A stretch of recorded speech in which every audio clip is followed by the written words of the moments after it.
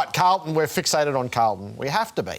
Yeah, we are, aren't we? We have to be. Yeah, we are. Go on. Well, it's part for me still is the big issue is going to be their defence. And I think it is going to be even more important now, these last two games, without their gun forwards. So for them to win, I think they have to just bunker down defensively and find a way to just stop the opposition from scoring. So it's going to be hard for them to kick a big score, let's be fair. With no De Koning, no Curnow, no Mackay, no Jack Martin, we understand that. So I'm going to look for them to see, right, can they stand up defensively and who's going to lead the way? Because their numbers, as we take a look for the whole season, are pretty ordinary. And they're only getting worse. The last 6 weeks, they're bottom 4 for ball movement.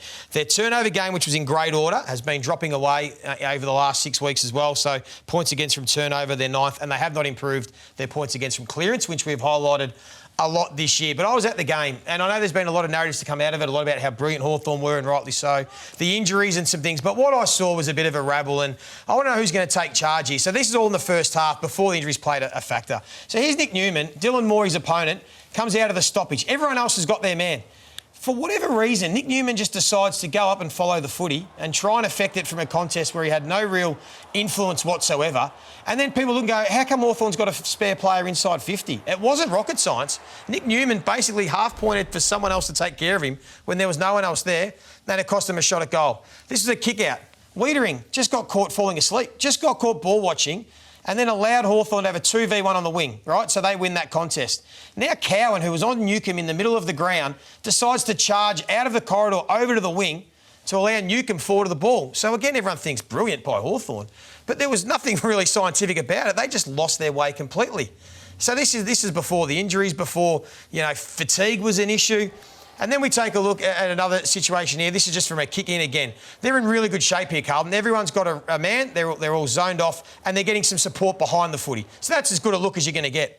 But all of a sudden, particularly two of their half-backs, just have no interest in what their opponents are doing. They stop, they watch the footy, they sort of half get involved on defence without influencing, and next minute, wow, Hawthorn have got 3 players ahead of the ball. 4v1. Wow. And you think, how did that happen? When literally 5 seconds ago, everyone had an opponent. So they need to do something about this because it's going to unravel. And this is a pretty simple play, second quarter. Will Day comes up as a half forward. Mabior Chol just took the ruck and was always just going to drift forward from the ruck contest. So Sada's got no idea what's going on. He's still thinking Will Day's his opponent up in the middle of the ground. Chol was in the ruck, and just watch the Blues' intent for someone to maybe just go anywhere near Mabior. Look at this.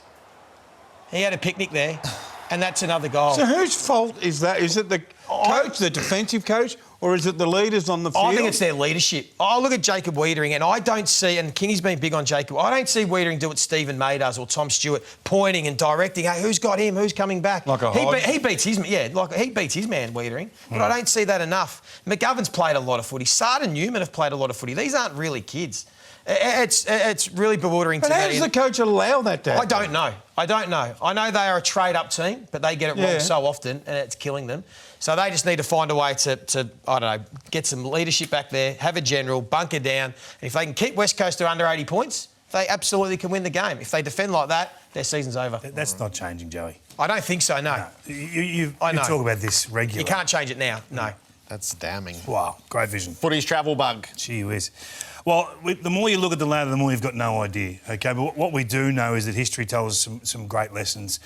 And we've got to look at travelling to play teams that are a top 8 team. So trim the fat, cut out the junk, OK? And it basically tells us the grand final will be won at home. Now, you can't play it at home, but you've got to get there. The hardest part about winning the premiership is getting to the grand final. So there's the away record versus top 8 teams this year. OK, so you can see there's only 3 teams in the positive, better than 50%, if you like. So GWS, who always have been good travellers. Yep. So that's why they're one that can really rock your numbers. But it's 18 wins on the road and 16 losses. So it's about 50-50. Not great odds if you've got to travel twice or 3 times to a final series. OK, to play good teams. So if you look at history, so we can't go back through the COVID years, so it ruins the last sort of 4 to 5 years. So let's have a look at the last couple of final series and what the record is there, travelling to play teams in big finals, 4 and 10 over the last 2 years. It'll be exactly the same this year. So the spots 1 and, one's already locked away pretty much, 1 and 2, or even 5 and 6 are going to be important. So if you've got a position or you've got an opportunity to grab those spots right now, you've got to take them. Because when you look at the ladder at the moment and look at recent history, Fremantle haven't won at the Gabba since 2016. The Dogs haven't won at the Gabba, well, they've only won twice in 15 years. Geelong haven't beaten Sydney in Sydney for 5 years. Port haven't beaten GWS outside the Adelaide Oval for 10 years. GWS rarely play in Perth. The last win was, forever ago. 5 years ago, I think it was. So those positions now, if you hold them, and I know Joey's going to do something tomorrow night on Port Adelaide, but right now, sitting second, mate, anything can happen in this final series. You've got to fight tooth and nail to hang on to that as much. Even Brisbane, the gap between being fifth and being into that top four over the next couple of weeks is huge. Maybe they have to travel for that first week, but that upset victory gives them the home prelim. And on those numbers, I don't care who you are, if you finish 5 to 8, you're not winning it. You're just not. Because you're not going to be able to go round Australia and back to the MCG in good nick. All right, so the Giants are sitting there in third. Yeah. You want to delve a little bit more into their profile? Yeah, I do.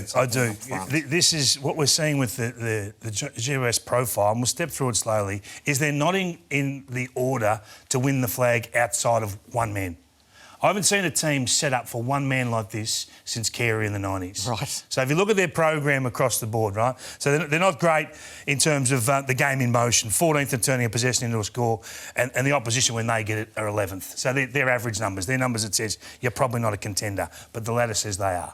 You look at their clearance games, pretty good. Between the arcs, which is what we study, they're most likely to score when they win the clearance, and third least likely to give up a score when they lose it. So that's very good.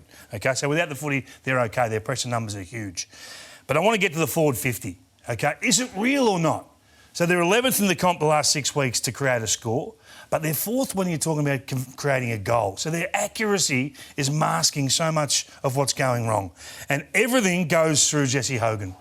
Everything. Everyone works for Jesse, and not just the players. I'm talking about the coaching staff. I'm talking about the whole team work for Jesse. He's taken 18 contested marks in the last 6 weeks inside the forward 50. The next best is 10. If you look at that 6-week block, only 3 players have done better than that in the last 10 years for any 6-week block. Really? For 10 years. So this is rare what he's doing, right? So he's fulfilling his end of the bargain, taking contested marks. He's taken a lot of marks, but I'm focusing on these ones.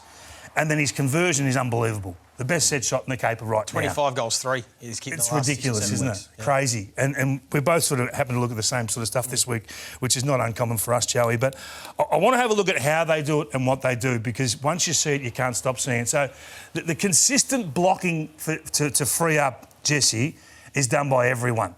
They all understand what needs to happen. They all separate. They all try and ensure that it's a one-on-one at worst. Toby Green, whilst he's not getting the footy, is still having a fair say in what goes on down here, and their ability to free it up and to block for others. Even then, he uses a screen of the Brisbane other defender to run him into traffic. So Green's blocking, Cadman's doing all sorts of things with his game. Here's Toby, off of him, bang. Just a little, it's not a lot. It's just enough to cost you a metre.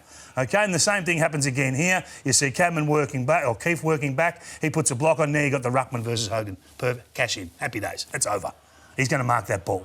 And then there's the component that comes from the coach's box, where they're doing this run-around thing. You can work out whether it's always good for Jesse. Look, that's a centre bounce. He's free in the goal square. So that's causing so much confusion from the coach's box that this guy's, cashing in. He's kicked 61 goals from the year, which is a PB. He's targeted, the most of any player inside 50 in the comp, with the exception of probably Nick Larkey, I think is the other one.